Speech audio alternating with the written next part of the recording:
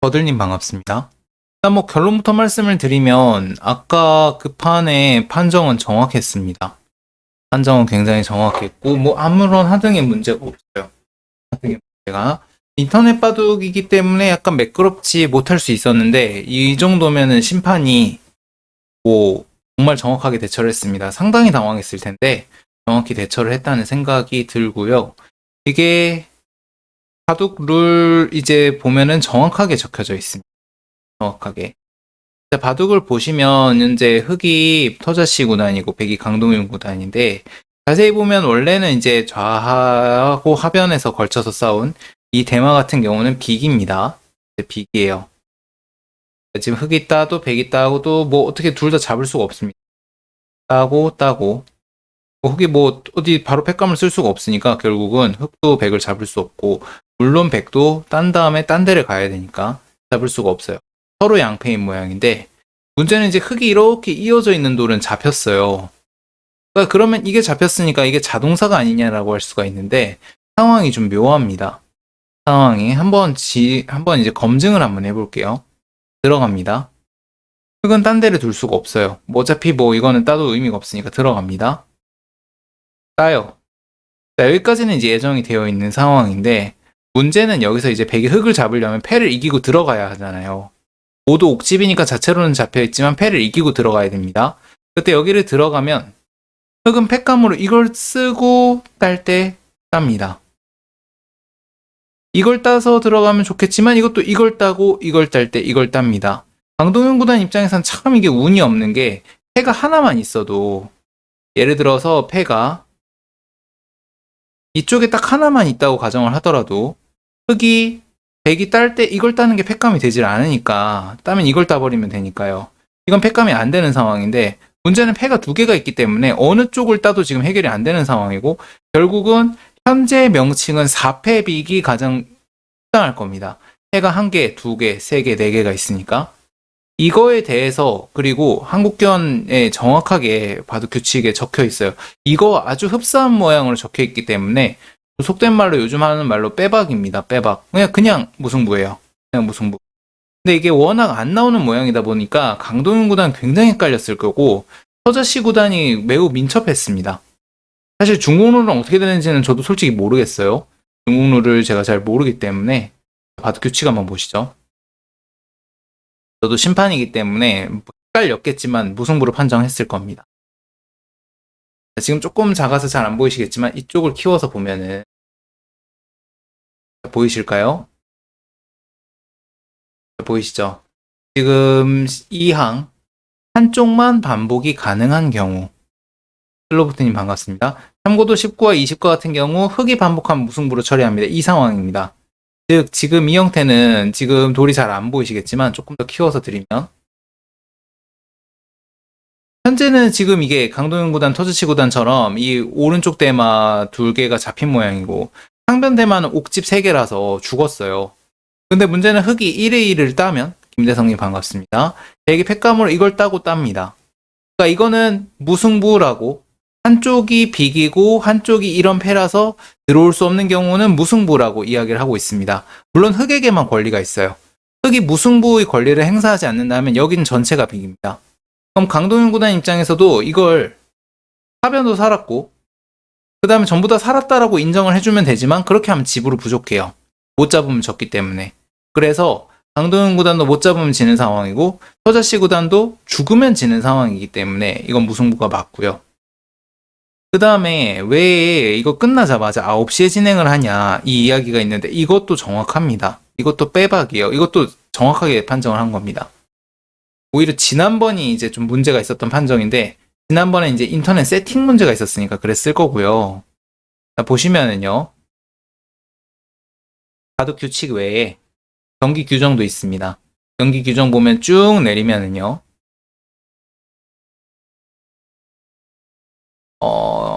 이게 19번인가 있었는데 제가 심판을 볼 때마다 이걸 읽어가지고 어느 정도는 알고 있어요. 그쵸? 여기 있습니다. 구조에 있죠. 무승부가 발생한 경우 반드시 당일 제대국을 통해 승부를 결정한다. 제대국의 제한 시간은 각 대국자의 남은 시간으로 한다. 경기 성격 및 감독 유무, 게시기 사용 여부, 비디오 판독 가능 여부에 따라 세부 대회 규정을 제정하여 진행할 수 있다. 심판에 약간 재량이 있는 거예요, 결국은. 심판의 재량이 약간 있는 건데, 이게 만약에 국내 기전이었다라고 한다면 조금 더 빠르게 진행을 했을 겁니다.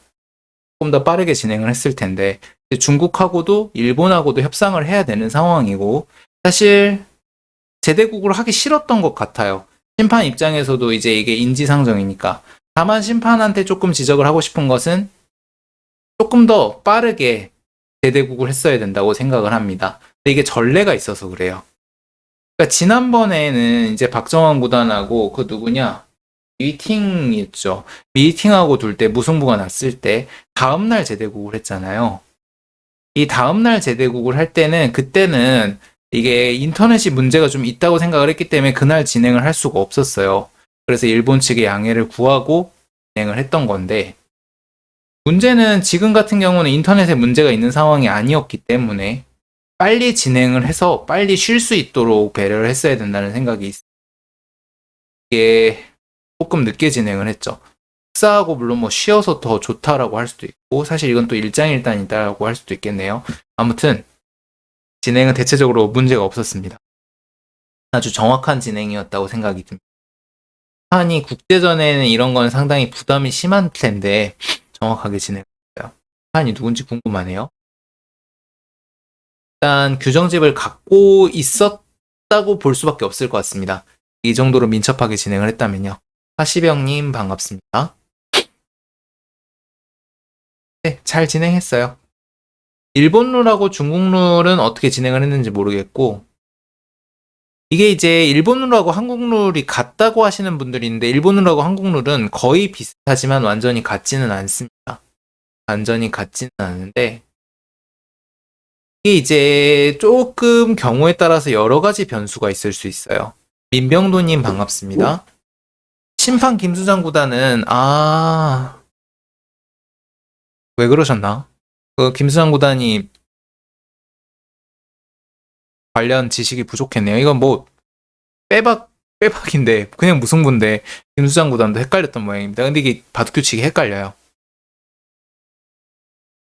이게 원래 사실은 패스 룰이라는 게 있기 때문에 그거랑 좀 헷갈렸을 겁니다. 자, 예를 들어서요.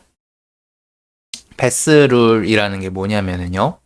제 유튜브에도 찍어 놓았습니다만 예를 들면은 이런 상황이 있을 수가 있어요.